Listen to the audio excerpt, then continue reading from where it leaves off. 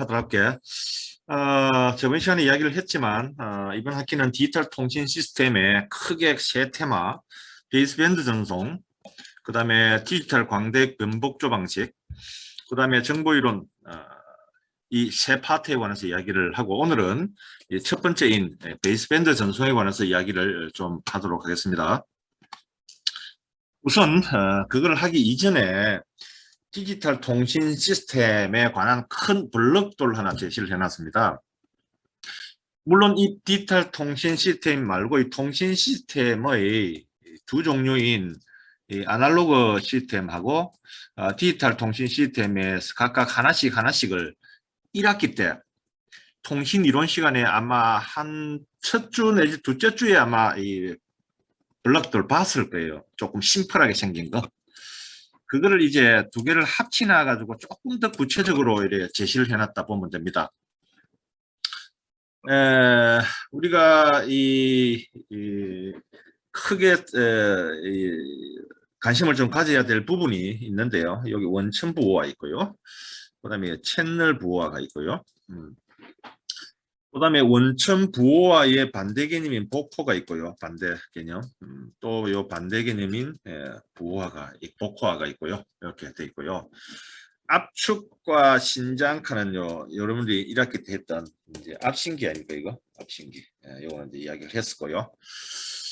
우선, 하나씩을 좀 이야기를 해보면, 요 뒤에 조금 이야기를 하겠습니다만은, 일단 이 원천 부호화, 이거는, 다시 이야기를 하겠는데, 우리가 이제 소스 코딩이라고 이야기를 하는데, 소스 코딩. 가장 큰 역할이 뭐냐면, 아날로그를 디지털로 변환하는 과정입니다. 우리가 이제 아날로그 신호를 샘플링하고 그 다음에 그거에 따라서 양자화하고 그리고 부호화하고 뭐 하는 과정들이죠. 그리고 그거에 관해서 이제 또 압축도 하고 이런 과정을 요 합쳐서 보통 원천 부호라 합니다. 압축까지 합쳐서 그렇게 이야기를 하고 있고요.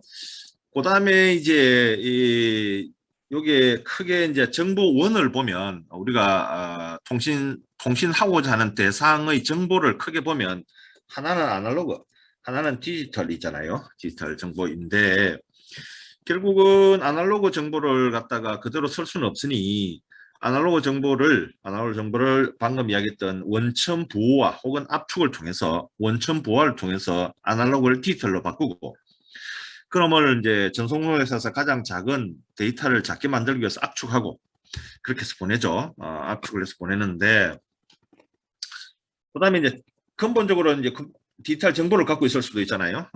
이미 디지털화되어 있는 정보. 이거는 이제 원천 보호를 거칠 필요는 없겠죠. 그래서 이놈은 디지털 정보가 있다면 그거는 그냥 바로 압축해서 그냥 다음 단계로 넘어가면 되겠죠. 그 같은 형태이고요. 그 다음에 이제 채널 부호화는 무슨 의미인가 하면 채널 부호화는 이제 암호화인데요, 암호화.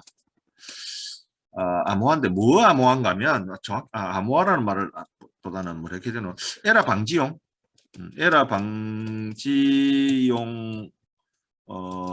코드 부가 과정이라 그럴까요? 소위 이야기하는 여러분이 1학기 때 많이 들어봤던 페리티 비트 같은 이런 에러 방지를 위해서 어떤 의미의 핏들을 갖다 넣었잖아요. 이 무슨 말인가 하면 전송노상에서 전송하는 동안에 에러가 생길 수 있잖아요.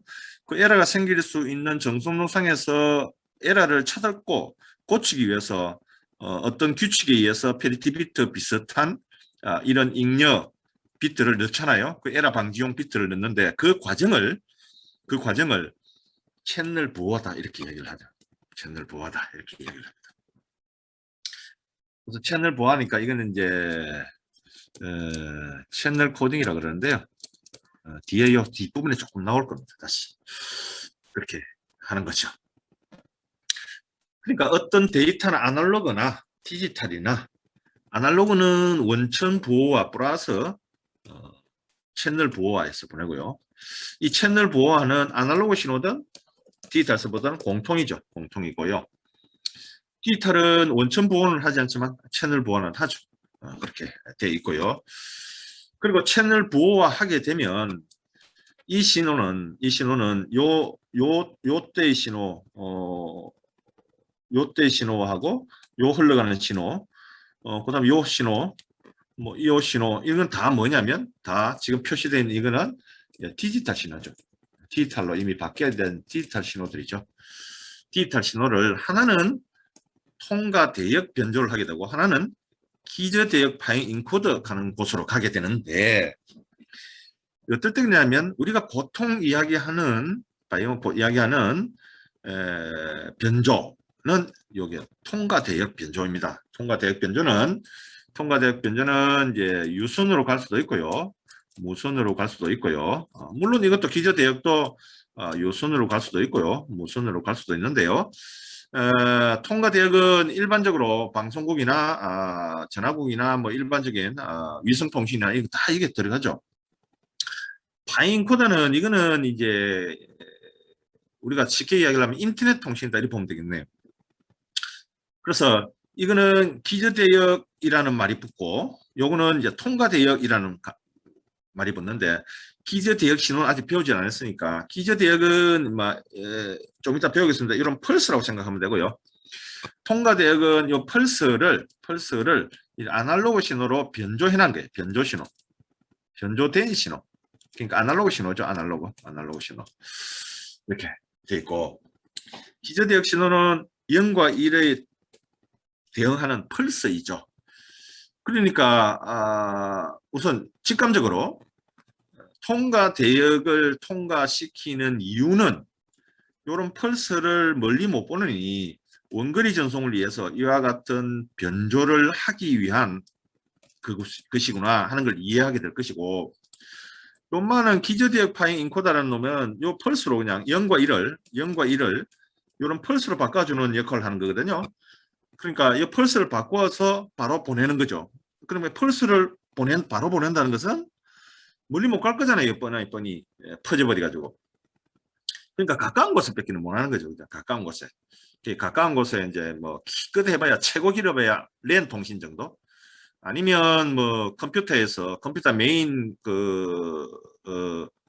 메인에서 모니터까지라든지 프린터까지라든지 아니면 뭐 그런 부가적인 단말기 하고 메인하고 이렇게 통신한다든지 뭐 그런 정도를 주로 쓰겠죠. 그러니까 이거는 이제 주로 이제 우리 일상생활에서 가장 많이 쓰고 있는 것은 이제 랜에서 가장 많이 쓰고 있다 이렇게 보면 되겠네요. 파인코더는요. 그렇게 되고 있고요. 그리고 대형 통과 변조는요. 통과 대역 변조는 그와 같은 이제 변조를 하게 되는데 요 변조는 이제 다음 두 번째 장에서 우리가 이제 이 장에서 이제 하게 되는데 두 번째, 여섯 번째 디지털 광대 분벽조 병식에서 하게 되는데요. 여기서 이제 우선 이제 크게 보면 ASK, PSK, FSK, QAM 하는 큰 네 카테고리가 있는데요. 변조 방식이. 요거는 이제 A가 amplitude, 진폭, P는 페이저, 위상, F는 프리퀀시, 주파수, QAM은 다른 개념인데요. 요 놈은 이제 진폭하고 위상하고 두 개를 합쳐서 둘 다 변조시키는 방식. 이렇게 네 방식으로 되어 있습니다. 요 관계는 어떻게 ASK를 만들고 PSK를 만들고 FSK를 만들고 QM을 만들까 하는 만들어서 송신하고 그리고 또 수신 측에서 받아서 복조할까 하는 문제 그거는 다음 장에서 이야기가 아마 깊이 좀 이야기를 하게 될 거고요. 지금은 전체적인 시스템의 이야기 수업할 내용에 대한 전체적인 개념을 잡는 목적이니까요. 그와 같은 관점에서 이걸 바라보면 됩니다. 그래서 그것을 이제 통과 대역 변조를 하게 되면 대역 확산이 되는데 주파수 대역으로 확산이 되잖아요.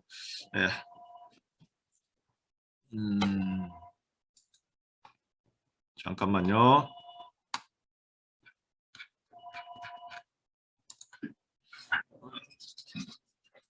입장이란 말이죠.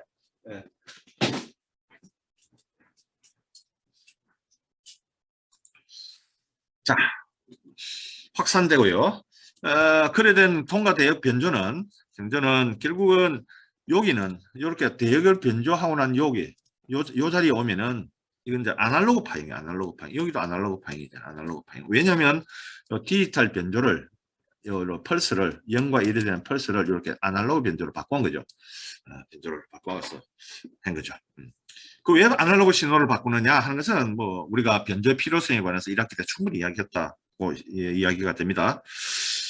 그 다음에 채널은 이제 통과 대역 채널이라고 하는데요. 기저 대역 채널이라고 구분을 하고 있는데 이 둘 다 조금 전에 얘기했던 유순도 되고 무순도 다 포함되어 있는 것이죠.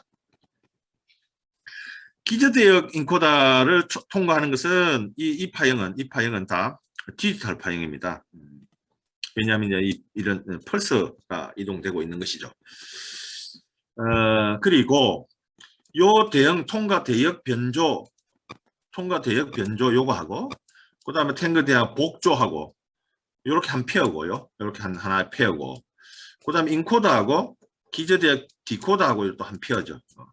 그런데 이 대역의 변조하고 복조니까 이것을 이제 합쳐서 우리가 이야기하는 이제 모뎀이라고 이야기를 하고요. 그 다음에 이거 코드하고 디코더하고 합쳐서 코덱하고 디코덱하고 코덱이라고 이야기를 하죠. 코덱이라고 이야기를 하죠. 그렇게 구성이 되어 있고요. 그 다음에 기저 대역 파형 인코더에서 나오는 디지털 파형을 베이스밴드 신호라고 하는데 우리가 이제 요 디지털 파형을 이제 베이스밴드 신호라고 해요. 베이스밴드 신호라고 하는데 이 베이스밴드를 우리말로 이제 기저 대역이다 이렇게 이야기를 하죠. 기저 대역이다. 밴드, 대역, 주파수 개념이잖아요. 기저 대역이니까 베이스밴드니까 주파수가 매우 낮은 베이스밴드 기본적인 파형 대역이다 그런 이야기죠. 그래서 이 두를 이제 기저 대역에서의 파형 인코더가 보내는 신호하고 그 다음에 기저 대역 파형 디코더에서 복조하는 이 개념, 요 파형 인코더와 파형 디코더에서 일어나는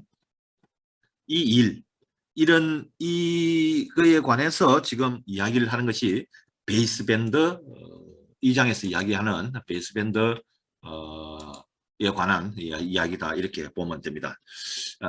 그러니까 이 파형 인코더와 파형 디코더에 관한 이야기가 지금 여기에 베이스밴드 전송 지금 하고자 하는 여기에 이야기다 이렇게 이야기를 하고 대역 통과 모뎀에 관한 이야기는 여기에 나오는 두 번째 디지털 광대역 변보조 방식에 관한 이야기다 이렇게 이야기를 생각을 하면 됩니다. 단 우리가 그 통신 시스템 중에서도 우리가 이 학기에 관심을 가지는 부분이 뭐냐 하면 디지털 통신 시스템에 관해서 관심을 가지고 있는 것이죠. 뭐 아날로그는 우리가 이제 1학기 때 주로 조금씩 살펴봤는데 2학기 때는 디지털 중심으로 이야기를 하려고 하는 것이죠. 그와 같은 내용으로 되어 있습니다. 요 반을 딱 잘라서 그죠? 반을 잘라서 요 위에 길은 이제 송신, 요 밑에 이제 수신 이 파트로 역 과정이죠. 역 과정이니까 그렇게 전체적으로 이해를 하면 좋을 것 같습니다. 자, 요쯤 하고 이러면은 전체적으로 이제 2학기 때 통신 시스템에서 이 부분은 지금 어디를 가고 있고 어디를 지나고 있다는 것은 이해가 전체적으로 개념이 잡혀서 생각을 합니다. 넘어가도록 하겠습니다.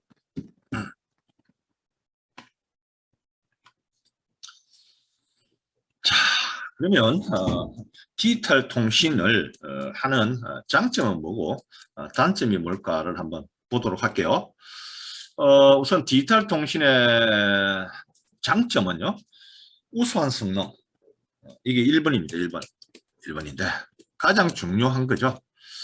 즉 무슨 말인가는 부과되는 잡음과 간섭에 덜 민감하다.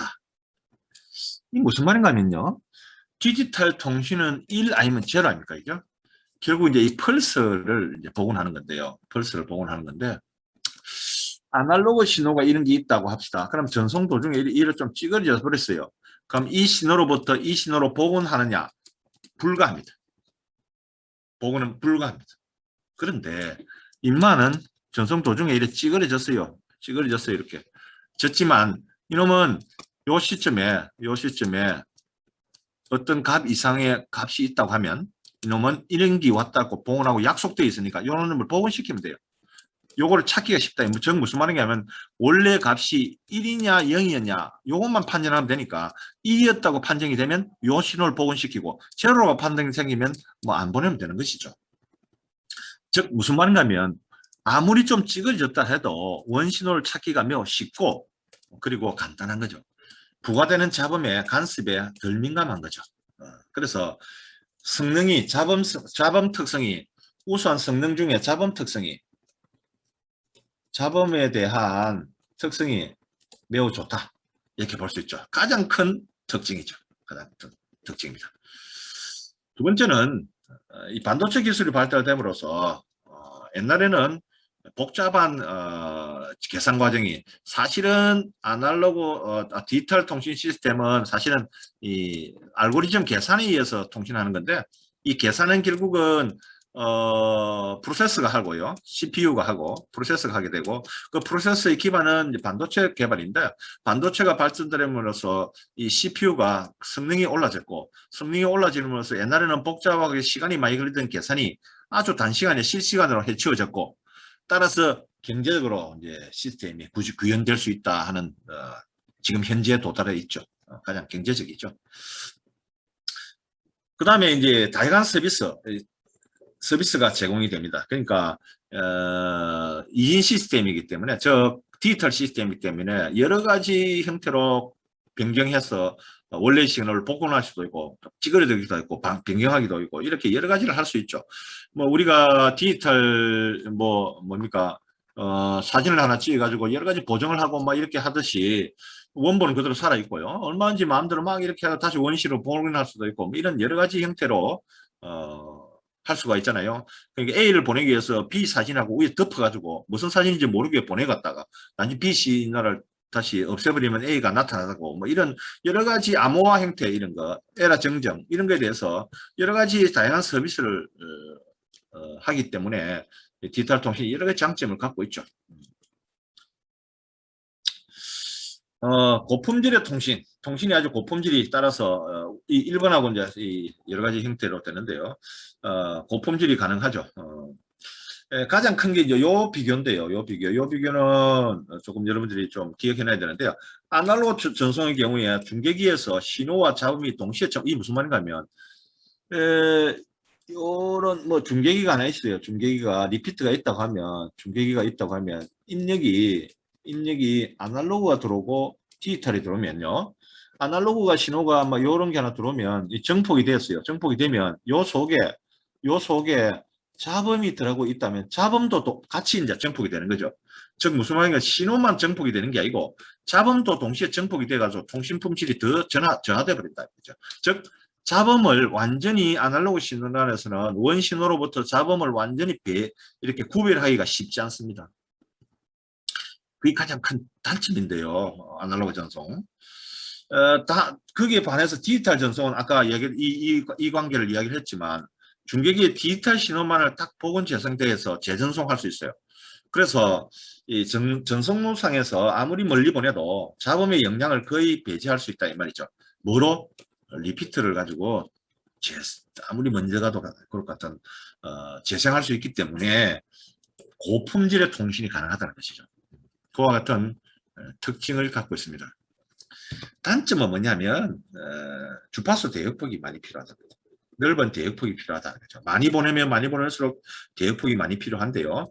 이 대역폭도 사실은 이제는 우리가 신호를 많이 보내는 것은 이런 거잖아요. 예를 들면 도로에 차를 시간 1초당 많은 차를 보낸다 하는 것은 이 첫 번째 차가 있다고 하면 이 차를 빨리 보내는 빨리 보는 거죠. 신호를 빨리 보내는 거죠. 두 번째는 이 도로를 넓히는 거예요. 도로를 넓히고 이게 차를 빨리 못 보낸다고 하면 도로를 넓혀서 많은 차가 다니도록 만드는 것이죠. 둘 다 하고 있습니다. 둘 다 하고 있습니다. 이거는 이제 대역폭을 계속 늘리는 거고요. 인마는 신호를 계속 빠르게 하는 것이죠. 둘 다 이렇게 하고 있는데요. 우리는 이 둘 중에 이제 대역폭에 대역폭을 많이 필요하기 때문에 이거를 늘리는 데 한계가 있고 이거를 또 키우는 데도 한계가 있습니다. 그렇지만 반도체 기술, 프로세서의 기술이 발전됨으로써 넓은 대역폭이 필요한 게 또 크게 부담 없이 해치울 수 있는 현재의 단계가 되어 있다. 그런 이야기죠. 다만 단점으로 보면 그것도 하나의 단점일 수 있다. 그런 이야기죠. 그 다음에 송신다가 수준 간의 동기 유지가 필요하다. 그런 이야기인데요.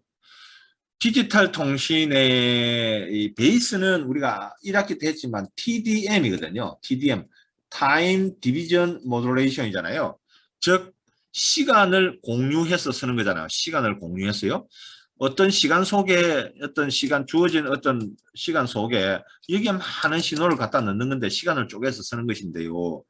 시간을 쪼개 쓰려고 하면은 이 어떤 정선노상에 여러 신호가 섞여져 있기 때문에 우리가 1학기 때 이야기를 했지만 멀티플렉싱의 개념에 이야기했지만 신호를 이 A 신호, B 신호, C 신호를 착착착 끄집어내야 되잖아요.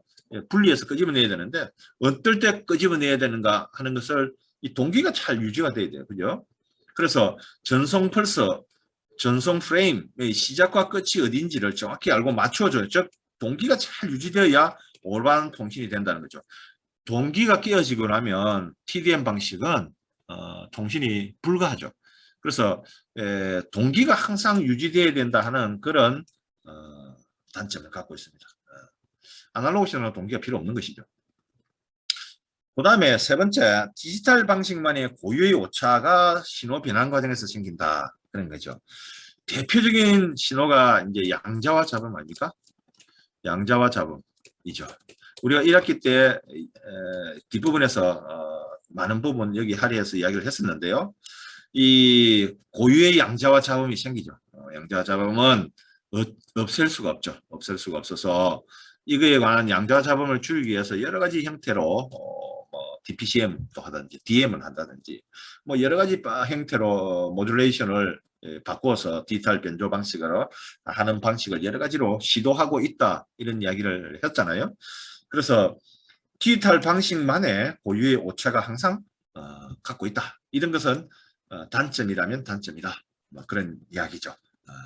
그럼에도 불구하고 이 대역폭이 필요하고 넓은 주파수 대역폭, 동기 유지가 필요하고 그 다음에 고유의 오차가 필요하고 이렇지만 그럼에도 불구하고 위에 디지털 통신의 장점에 비하면 이것은 현재의 통신 시스템의 에서는 크게 문제가 되지 않는다라고 보고 디지털 통신이 거의 주류가 되어 있고 지금은 거의 통신하면 디지털 통신이다 이렇게 보면 됩니다. 자, 그쯤 하고 지나가도록 하겠습니다.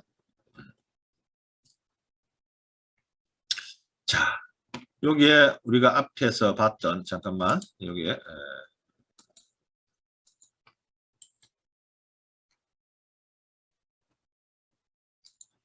자, 요 원천 보호와 그다음 채널 보호와 요거 한번 보게 되죠. 원천 보호부터 한번 보도록 하겠습니다. 소스 코딩이죠. 가장 큰 역할은 아까 했듯이 AD 과정인데 AD 과정.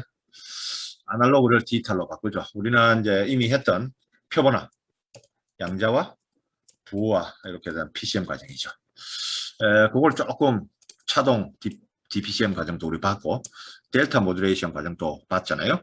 이런 과정들 거쳐서 아날로그 신호를 디지털 비트열로 바꾸는 과정 이런 것을 AD 과정이다 이렇게 이야기를 하죠. AD 과정이다. 자, 이게 뒤에 나올란가 모르겠는데 잠깐만요. 0과 1 이렇게 표시하잖아요. 우리가 0과 1 이렇게 이제 디지털 신호를 0과 1로 이렇게 표현하는데요. 실제로는 0과 1이 슬로상에서는 뭐 0, 1 이런 펄스로 이렇게 표현되잖아요. 이렇게 펄스로 표현된 것을 이렇게 이제 이진 펄스로 표현된 것을 이 0과 1을 이렇게 펄스로 표현된 것을 뭐라고 하느냐면 우리는 또 다르게 심볼이라 이렇게 얘기를 해요. 심볼이다 이렇게 표현한다고요. 그러니까 이거는 이제 디지털 이진 신호고요. 이거는 그냥 펄스라 그러는데 특히 요거를 이진 신호를 펄스로 표현한 이진 신호들 0101을 0101 이렇게 표현한 펄스로 표현하는 거 이거를 심볼이다 그렇게 이야기를 해요. 심볼은 0과 1을 펄스 정기적 펄스 신호로 표현한 신호 그거를 심볼이라 부른다. 이렇게 정리를 해놓을게요. 사실은 AD 과정을 거치면 아날로그 신호를 디지털 비트열로 바꾸는 거잖아요. 이 비트열은 이제 뭘로 바꾸냐면 코덱에 의해서 결국은 이런 펄스로 바꾸게 되고 펄스로 바꿔지고 나면 결국은 이제 심볼이 되는 것이죠. 그런 개념으로 정리를 해 놓을게요. 그 다음에 이제 데이터 압축을 합니다. 데이터량을 주기 위해서 디지털 데이터를 압축하기도 하고 그 다음에 암호화 과정을 거치죠. 원치 않는 수신자가 데이터를 해독할 수 없도록 암호화합니다. 그러니까 크게 세 파트인데요. 아날로그를 디지털로 바꾸는 AD 과정, 그 다음에 압축 과정, 암호화 과정 이 세 과정을 합쳐서 세 과정이 일어나는 코딩 방식을 합쳐서 대체적으로 소스 코딩, 원천 보호하다 이렇게 이야기를 하고 있습니다. 그 반대기이 원천 복호화인데요. 요거의 역과정 아닙니까? 위에 역과정. AD 했으니까 DA 해야 되고요. 압축했으니까 압축을 데이터를 풀어야 되고요. 암호화 했으니까 암호화를 풀어야 되겠죠. 그렇게 하고 있고 원천 보호기 소스 엔코더와 원천 복호기 소스 디코더를 모두 가지고 있고 원천 코덱이라고 합니다. 소스 코덱이라고 하기도 합니다. 그런 개념을 갖고 있죠. 원천 보호와 원천 복호와 개념입니다. 자, 그쪽만 지나갈게요. 자, 이 부분은 이제 두 번째로 요 채널 보호와 에러 방지용 코드를 넣어주는 채널 보호와 과정에서 보호를 한번 보도록 하겠습니다. 자, 채널 보호와 채널 코딩이라고 그러고 채널 코딩. 디지털 데이터를 채널을 통해 전송하면 잡음, 페이딩과 같은 이런 어떤 잡음 요소, 채널 저해 요소에 의해서 에러가 발생하죠. 에러가 발생. 그래서 발생된 에러를 수신기에서 검출하고 정정할 수 있도록 디지털 데이터의 페리티 비트 같은 잉여 비트를 추가하는 과정. 즉 목적이 뭐냐면 에러 검출, 에러를 검출하고 정정할 수 있도록 어떤 비트를 부가적인 비트를 갖다 넣고 하는 과정, 규칙에 의해서 넣는 과정을 채널 보호하라 그러고 채널 코딩이라 그러죠. 반드시 필요하죠. 이것은 이제 가장 간단한 게 이제 페리티 비트이고요. 그 외에 뭐 CRC라든지 컨볼루션 하진 않았지만 컨볼루션 코드라든지 그다음에 이 페리티도 가로 세로 양방향 페리티 또 있고요. 뭐 이런 것들이 있죠. 해밍 코드 같은 또 뭐 하나의 뭐 CRC라 볼 수도 있네요. 이런 코드들을 많이 쓰죠. 이런 것들을 이제 추가하는 과정을 이제 채널 보호라 하죠. 그 반대 과정이 이제 채널 복호화인데요. 복호인데 이 잉여 비트를 이용해 에러를 검출하고 정정하는 과정을 수행하는 그런 거죠. 그래서 이것도 마찬가지로 송수기기 사이에 채널 보호기도 있고 채널 엔코더, 채널 디코더 이렇게 가지고 있고 이거를 합쳐서 채널 코덱을 갖고 있죠. 그래서 디지털 CM은 소스 코덱, 그 다음에 채널 코덱, 그 다음에 모뎀, 그 다음에 순수 코덱 뭐 이런 것들을 갖고 있죠. 이런 것들이 합쳐져서 디지털 통신 시스템을 구성하고 있다 이렇게 보면 되겠습니다. 그 다음에 수신기에서 에러를 제어하는 방식을 좀 소개를 좀 해놨는데요. 크게 이제 이외에도 있습니다. 크게 이제 대표적인 게 ARQ하고 FEC 방식이 있는데요. ARQ, FEC 방식은 가장 큰 게 재전송을 요구하느냐 안 하느냐. 재전송을 요구하는 방식은 ARQ 방식이고 재전송을 요구하지 않으면 FEC 방식입니다. FEC 방식이고 인마가 에러가 딱 검출이 되면 송신기에 다시 보내달라 하는 거죠. 이게 에러 났다 다시 보내줘 하는 건 ARQ 방식이고 그렇지 않고 에러가 검출되면 송신기의 재전송을 요구하지 않고 에러를 지가 자체로 정정하는 방법이죠. ARQ보다 FEC 각각 장단점이 있습니다. 인마는 재전송을 요구하기 때문에 재전송 요구 시간이 필요하고요. 한 번 더 재전송하는 시간이 필요하잖아요. 그 다음에 FEC는 재전송을 요구하지 않지만 자체에서 에러를 정정하기 위해서 더 많은 여분의 비트를 어떤 규칙을 갖고 있어야 되기 때문에 원 데이터에 플러스 이 잉여 비트가 더욱 길어지죠. 즉 무슨 말인가 하면 이런 거예요. 순수 데이터에다가 우리가 보내자는 데이터에다가 잉여 비트를 이제 부가해서 이제 만드는데 잉여 비트가 요거는 조금 작다 보면 되고요. 작다보다는 적다 보면 되고요. 비트 수가 좀 적다 보면 되고요. 그에 비해서 FEC는 재전송을 안 하기 때문에 자체에서 수신 측에서 바로 에러를 정정할 수 있도록 하는 데이터를 가져야 되기 때문에 정보를 가져야 되기 때문에 잉여 비트가 위에 비해서는 조금 더 많이 가지고 있다 이렇게 보면 됩니다. 물론 이 ARQ와 FEC만 가지고도 또 한두 시간 이야기할 게 있는데 우리는 관점이 에러 제어하는 방식 관점이 아니기 때문에 이 정도 하고 지나갈게요.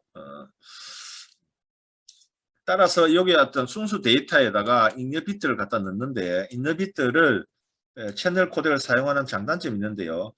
비트 에러율을 요걸 잉여 비트를 넣음으로써 비트 에러가 좀 나는 것을 낮추겠죠. 낮추는데 대신 단점은 잉여 비트를 추가하기 때문에 전송 대역폭이 커지죠. 그러니까 순수 데이터만 하면은 예를 들면 16비트만 한번 보낼 수 있는 것이 예를 들면 이게 8비트를 갖다 넣으면 8비트가 더 많이 쓰여서 결국은 24비트가 되어서 대역폭이 훨씬 더 커지죠. 커지기 때문에 그와 같은 장단점을 가지고 있습니다. 그럼에도 불구하고 잉여 비트를 추가해서 비트 에러율을 낮춰야 하기 때문에 디지털 통신 시스템에서는 채널 부호화 방식은 반드시 쓰고 있죠. 현재 쓰고 있습니다. 자, 좀 하고 지나가도록 하겠습니다.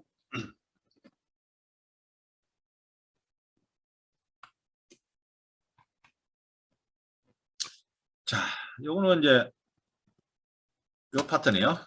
키즈 대역 파행 디코더, 키즈 대역 파행 디코더. 요걸 한번 보도록 할게요.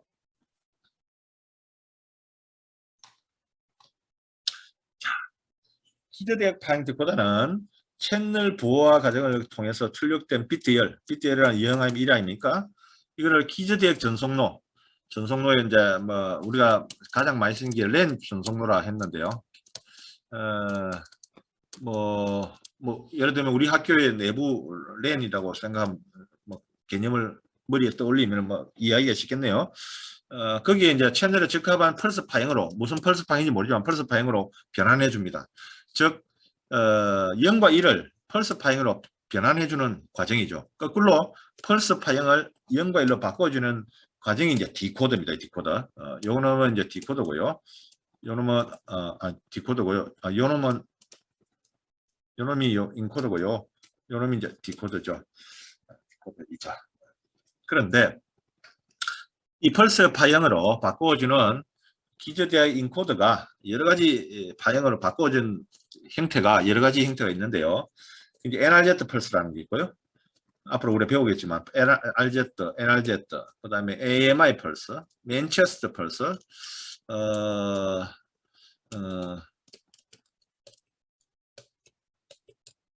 맨체스터 펄스, 그 다음에 다진 레벨, 멀티 레벨 펄스 등등의 여러 가지 형태가 있죠. 이 외에도 사실은 더 있습니다만은 대표적인 것들이 우리가 가장 많이 쓰고 있는 것들이 이제 많이 쓰는 게 이제 이거 AMI, 맨체스터 이런 것들이 많이 쓰죠. 현재도 실생활에 많이 쓰고 있습니다. 이런 것들을 이제 주로 이런 펄스들을 만들어주는 역할을 인코더가 하는 것이죠. 그 반대 개념이 이제 디코더고요. 역과정이고, 이제 이 펄스들은 이제 이런 펄스들이 이제 될 것인데, 이건 이제 전송로상에서 전송로상에서 이제 잡음이 부과될 겁니까? 잡음이 드는 펄스로부터 디지털 데이터를 복원하는 과정이죠. 이걸로부터 깨끗하게 들어오면 0과 1 쉽겠죠. 그렇지만 이제 잡음이 통해서 들어오니까 복원하는 과정이고요. 수신된 신호는 수신기를 통해서 송신된 신호를 판정하는데요. 첫 번째는 우리가 나중에 배우고 있습니다만 로페스 필터하고 샘플러 표본값을 출력하고요. 두 번째는 표본값과 인계치를 비교해서 어떤 인계치 위상으로 가면은 1 아니면 제로로 하는 금파기를 여기 인계치를 비교하는 금파기가 있고요. 금파기에 의해서 0과 1을 구분하죠. 최종적으로 송신 신호가 제로가 들어왔구나 1이 들어왔구나 이렇게 판정하는 거죠. 이렇게 하는 것이 디코더이죠. 그와 같은 두 개의 대응하는 인코더와 디코더라 이렇게 이해할 수 있습니다. 넘어갈게요. 자, 이번에는 이제 요거 통과 대역 변조하고 통과 대역 복조하고 물론 요거는 이제 뒷부분에 가서 이야기를 할 건데요. 요거를 이제 오늘은 이제 이 개념 위주로 지금 이야기를 하고 있으니까요. 요것도 한번 같이 보도록 할게요. 대역 통과 변조. 대역 통과 변조. 대역 통과 채널. 대역 통과 채널은 대역 변조된 시그널이 전송되는 채널이죠. 물론 이것도 크게 보면 이제 유선도 있었고 무선도 있고 뭐 그렇겠죠. 여러 가지 형태로 있습니다. 유선에는 뭐 일반적인 신호도 있고 마이크로웨이브도 있고 뭐 무선에는 마이크로웨이브도 있고 그다음에 위성도 있고 뭐 여러 가지 형태가 있겠죠. 유선도 뭐 구리선도 있고 동축 케이블도 있을 수 있고 관 케이블도 있을 수 있고 뭐 여러 종류가 있겠죠. 뭐 어쨌든 유무선에 의해서 결정되는 근데 대역 통과 변도는 반드시 뭐가 있어야 되냐면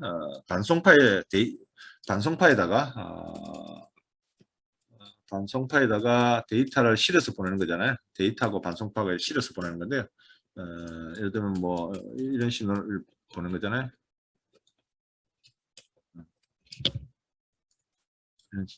이런 신호를 보내는 거죠. 요런 신호. 지금 요 따라가는 요 신호, 여기 이제 신호고요. 요 안에 여기 이제 반송파잖아요, 반송파. 이런 형태로 보내는 거죠. 우리가. 그런데 요거는 이제 일반적인 아날로그 엄밀히 이야기하면 여기에 뭐 이렇게 돼야 되겠죠. 엄밀히 이야기하면 뭐 1, 0 뭐 이런 형태가 돼야 될 건데요. 1, 0 뭐 이런 형태. 이런 형태를 이렇게 막 바꾼 형태가 돼야 되는데요. 이건 막 대충 막 개념만 이해하세요. 나중에 뒤에 나올 때 자세히 이야기할 때가 있을 겁니다. 반송파에다 디지털 데이터를 실어서 전송하는 방법이죠. 우리는 이제 기저대역 신호에 맞춰서, 즉 무슨 말하면 기저대역 신호라는 것은 0과 1 아닙니까? 0과 1, 즉 0과 1이 0과 1의 펄서잖아요. 펄서. 예를 들면 기저대역 신호는 다 이렇게 이제 펄스인데요. 펄스인데요. 이 펄스의 진폭, 펄스를 반송파 있죠. 반송파는 예를 들면 뭐 A 코사인 2파이 FT라는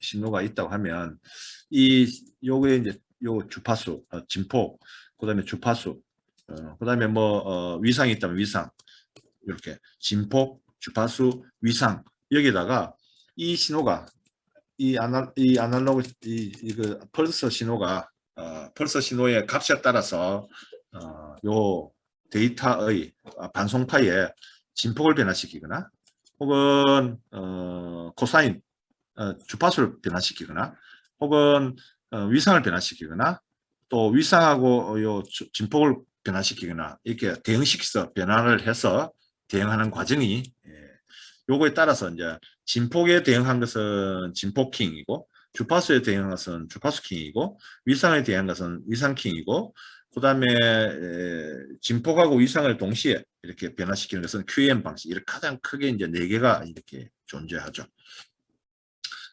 이것들은 이제 나중에 뒷부분에서 이 부분에 상당한 시간을 할애해서 이야기할 때가 있을 겁니다. 그래서 이 4종류가 대표적인 종류가 있다. 이렇게 이해를 하면 될 것 같습니다. 즉 무슨 말인가 하면 기저대역 신호인 펄스에 기저대역 신호가 펄스니까 펄스에 맞추어서 맞춰서 이 펄스라는 것은 결국은 조금 전에 했던 NRZ냐, RZ냐, AMI냐, 맨체스터냐, 다진네벤이냐 이런 중에 하나겠죠.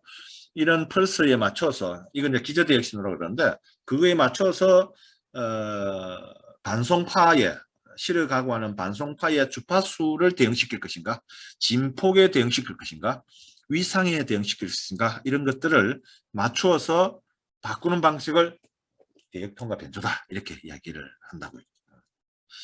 그런데 우리는 이렇게 이야기하는 것은 이제 변조라고 아니면 모듈레이션이라고 하는데 모듈레이션이라고 해놓고 여기는 또 이 처니킹이란 말이 공통으로 쓰이잖아. 처니킹, 그죠? 이 처니킹은 영어로 하면 시프트킹인데요. 시프트킹. 키를 시프트 한다는 거 아닙니까? 그게 무슨 말인가 하면 인마는 이제 조금 뭐 일반 모듈레이션하고 틀려서 아날로그 신호를 변조하는 거 틀려서 키즈대역 신호잖아요. 키즈대역 신호는 펄스니까 펄스는 0 아니면 1이에요. 1. 그래서 0일 때는 예를 들면은 이렇게 한번 합시다.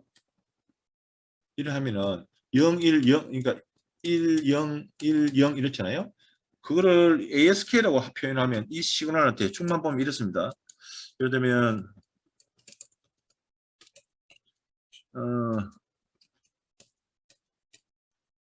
1, 1은 이렇게 반송파를 보내고요. A 코사인 2파이 FCT라는 걸 보내고 제로는 아무것도 안 보내고 또 1은 보내고 또 제로는 안 보내고 그러니까 1, 0, 1, 0 이렇잖아요. 그러면 인마는 어떤 키가 1일 때는 어떤 A 코사인 2파이 FCT에 갖다 가지고 A 코사인 2파이 FCT에다 딱 붙여주고 제로일 때는 제로에 갖다 붙이고 아무것도 없는데 붙여주고 이렇게 어떤 스위치를 온오프 하면 될 거 아닙니까? 그러니까 스위치 개념이 어떤 두 가지밖에 없으니까 키를 어디에 갖다 붙일 것인가 모듈레이션 개념보다 아날로그의 모듈레이션 개념보다는 어떤 키를 이렇게 옮기는 이런 개념이다. 이래서 시프트 킹이라는 개념을 표현을 했고요. 시프트 킹이라고 하지만 사실은 모듈레이션 개념인데 모듈레이션 중에서 워낙 간단히 제로 1에 관한 두 상태밖에 없기 때문에 키라는 개념이 들어왔고 그 키를 왔다 갔다 제로 인이냐에 따라서 달리 이렇게 하는 것을 시프트 킹이라 그래서 이 시프트 킹을 진폭에 관해서 시프트 킹을 할 것인지 주파수에 따라서 시프트 킹을 할 것인지 위상을 변화해서 시프트 킹을 할 것인지에 따라서 뭐 ASK, FSK, PSK 뭐 이렇게 이름을 시프트 킹이라는 이름을 붙였다. 뭐 이런 개념을 참고로 알기 바랍니다. 다 모듈레이션을 했는데 갑자기 시프트 킹이 나와서 헷갈릴 수 있거든요. 그래서 그런 이야기를 좀 하도록 할게요. 그 다음에 이제 통과 대역 복조는 이 가정의 반대 개념이잖아요. 그러니까 반순파 성분을 제거해가지고 원실로 다시 복조하는 건데요. 복조는 디모듈레이션이고 저 위에는 모듈레이션이고 이 두 기능을 다 가지고 있는 것을 우리는 일반적으로 이제 모뎀이라고 하죠. 이 모뎀은 기본적으로 통신 시스템에서는 다 가지고 있어요. 모뎀과 코덱은 기본적으로 가지고 있죠. 뭐 이런 것들은 우리가 베이스밴드도 중요하지만 사실은 나중에 이 통과 대역 변조인 이 변조가 실질적으로는 가장 많이 쓰고 있는 거기 때문에 이거에 더 관심을 가져야 된다. 뭐 이렇게 이야기를 또 할 수 있겠네요. 조금 쉴까요? 얘들아. 예. 10분 쉬도록 할게. 예. 어. 네.